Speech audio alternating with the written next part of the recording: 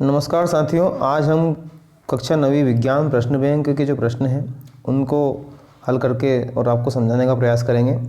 अध्याय 1 हमारे आसपास के पदार्थ की चर्चा यदि हम करें तो सबसे पहले हम जान लेते हैं कि ब्लूप्रिंट के अनुसार इस अध्याय से 3 अंक के प्रश्न पूछे जाएंगे।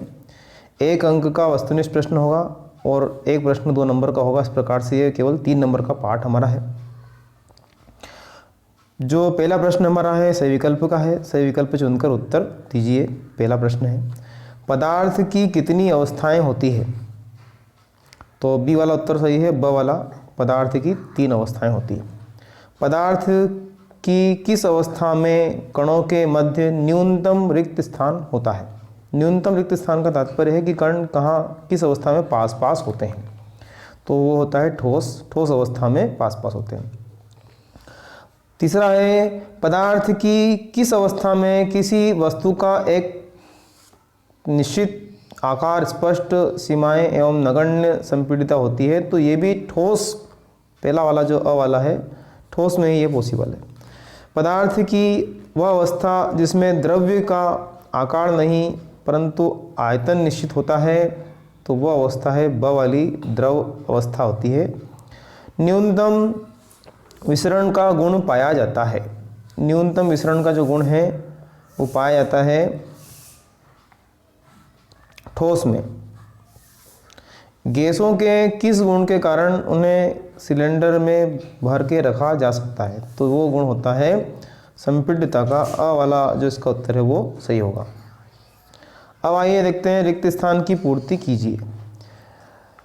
जिस न्यूनतम ताप पर ठोस पिघलकर द्रव बन जाता है वह इसका कहलाता है, तो वह कहलाता है गलनांक। इस पहले वाले रिक्त स्थान में जाएगा गलनांक। बर्फ का गलनांक, तो बर्फ का जो गलनांक है दूसरा वाला जो उत्तर है वो हो जाएगा हमारा 2.373। बर्फ का गलनांक 2.373 के होता है। पहला हो गया, दूसरा होगा। तीसरा है, जल के कणों की ऊर्जा रिक्त स्थान के तापमान पर बर्फ के द्रवों की ऊर्जा से अधिक होती है। तीसरा जो हमारा प्रश्न है, और तीसरे का जो उत्तर हो जाएगा वो हो जाएगा 273 के। अगला है, ठोस कार्बन डाइऑक्साइड को नाम से जाना जाता है। तो ठोस कार्बन डाइऑक्साइड को शुष्क बर्फ, ये तीसरे का उत्तर था हमारा। चौथे का उत्तर है शुष्क बर्फ। शुष्क बर्फ के नाम से इसे जाना जाता है। पांचवा है, क्वथनांक से कम तापमान पर द्रव्य के वाष्प में परिवर्तित होने की जो प्रक्रिया है वो क्या कहलाती है? तो इसका 5वें का जो उत्तर है हो जाएगा ऊर्ध्वपातन।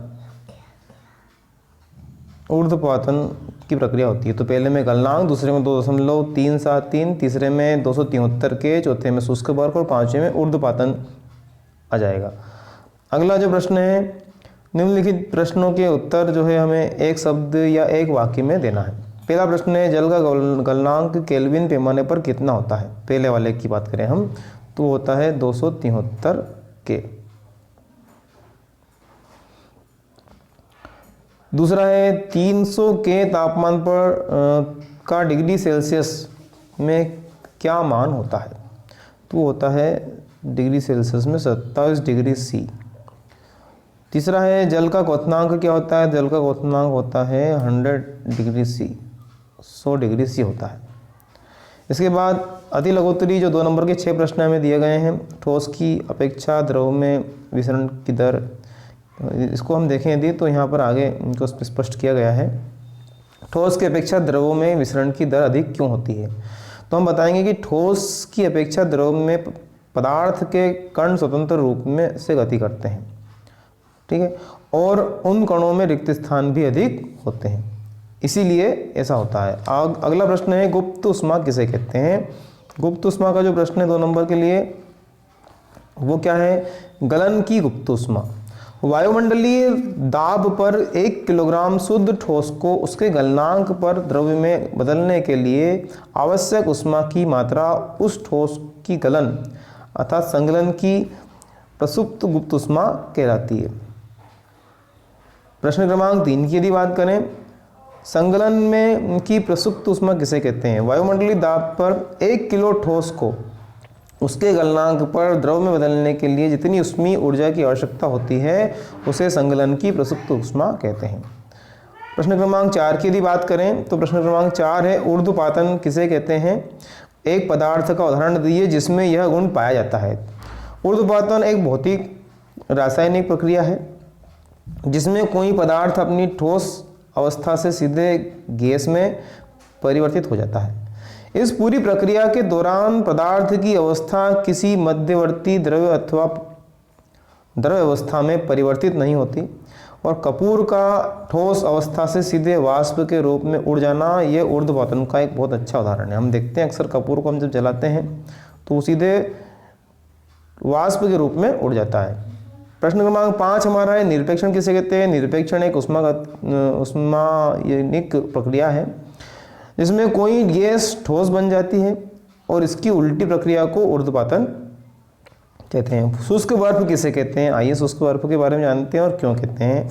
तो कार्बन डाइऑक्साइड पर दबाव बढ़ाया जाता है, उच्च दाब पर यह संपीड़ित होकर ठोस में बदल जाती है।